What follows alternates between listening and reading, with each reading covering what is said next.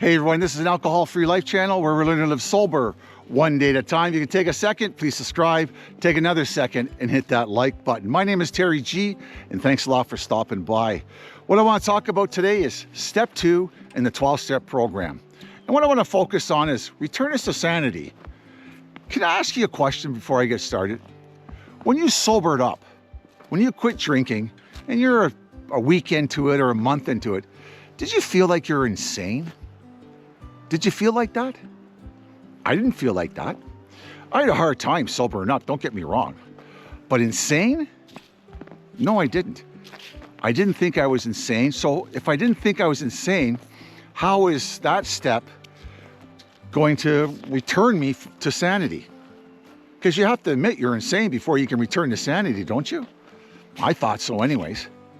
But that didn't come to me at the beginning of my recovery. What I thought, if I sobered up, that was enough. Everything else would sort of sort itself out. By the very nature of alcoholism, it affects our mind. It makes us crazy. The more we drink, the longer we drink, the more crazier we become, believe it or not. And I'm just saying that part because that was my experience. I drank for about 10 years alcoholically, and I did tons of drugs, and when I sobered up, I thought that was enough, and I didn't think that I had to do anything else.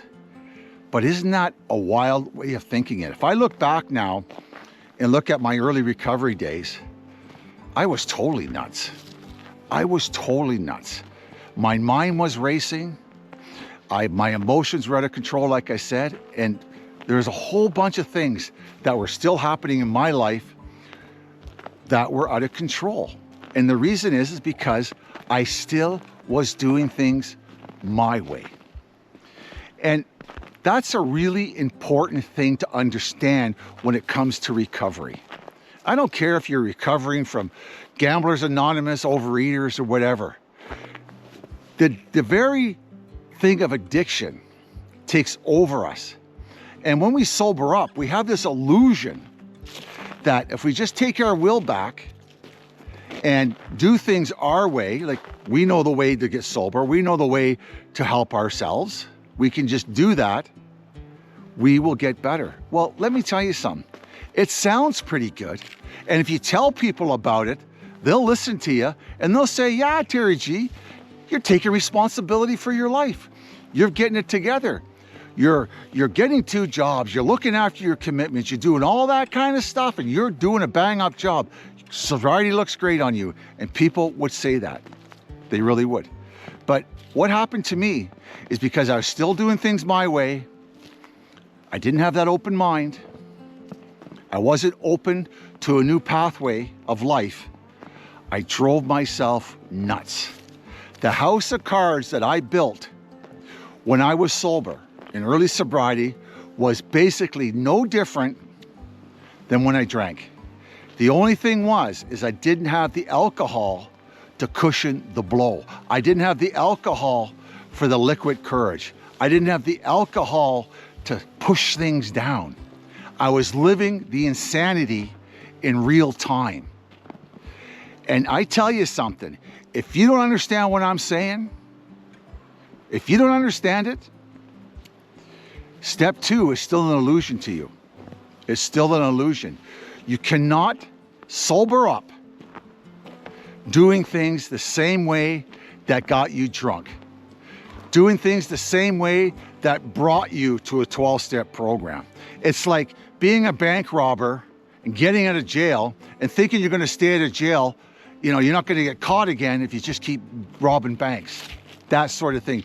Not changing our behavior, our coping mechanisms, whatever it is. And step 2 is simply that. It gets all confused and all, mountains to climb because we got to turn our lives over to a higher power, an outside identity to help us get sober.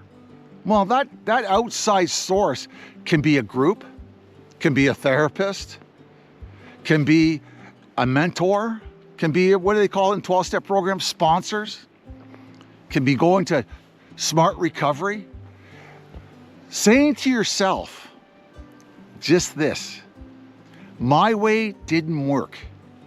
Maybe I should try something different. By saying that to yourself, you are saying that you have an open mind.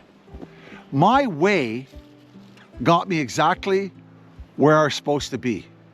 A crazy, raging lunatic. The last day of my crazy life, without, finally admitting that I was a lunatic, I was running through backyards here in Ottawa, thinking the cops were after me because the paranoia was so great. I was stalking my ex-wife. I was doing stuff like that.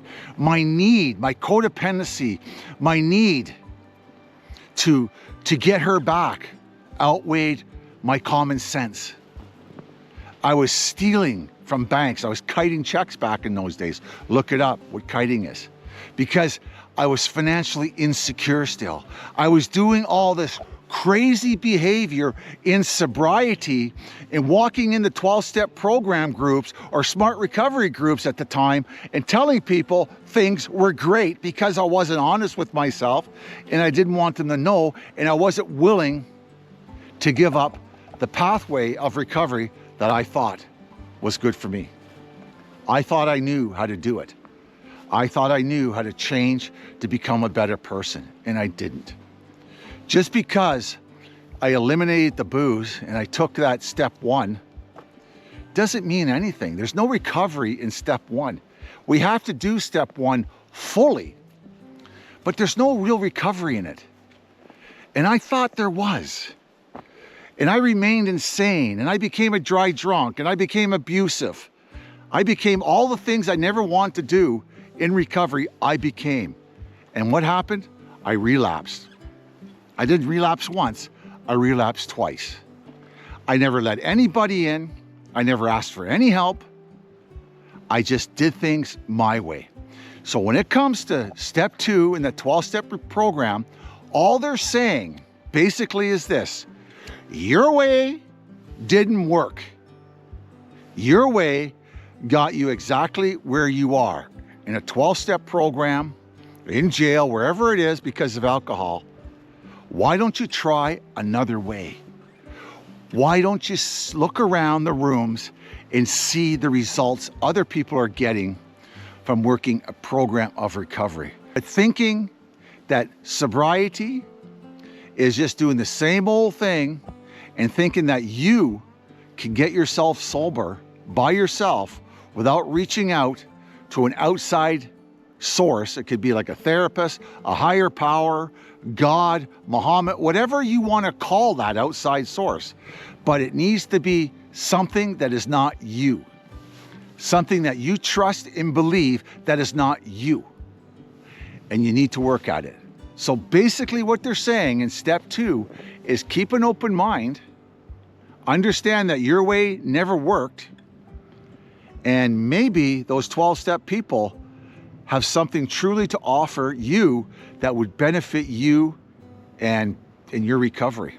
I couldn't think my way into recovery because my thinker was broken. I couldn't do it. I needed to get some help and follow a program or something that I believed in outside of myself, what I should call a higher power now, and believe in that higher power and go with the flow. When in doubt, I go with the flow. When in doubt, I just follow what I've been taught before, okay? Because my way, even to this day, always gets me in shit, always gets me in trouble. It really, really does. So your thinker is broken. And if you don't think your thinker is broken after coming into recovery, you, my friend, are insane. You really are. You're insane. It is impossible to be functioning normal one day at a time if you are a full-blown alcoholic. If you're full-blown, it's difficult. It really, really is. We need a new way of living. The old saying is, if you sober up a drunken horse thief, all he is is a sober, drunken horse thief. Until they change their ways, nothing changes. Nothing. Okay? My name is Terry G, and this is an alcohol-free life channel where we're learning to live sober one day at a time. Thanks a lot for stopping by. If you can take a second, please subscribe.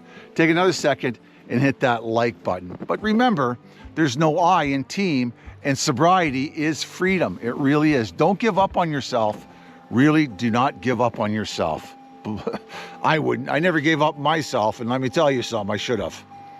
Okay? You will get returned to sanity. You will become whole again, and you become an active, productive member of society, and you'll say to yourself, where the hell have I been? Where the hell have I been?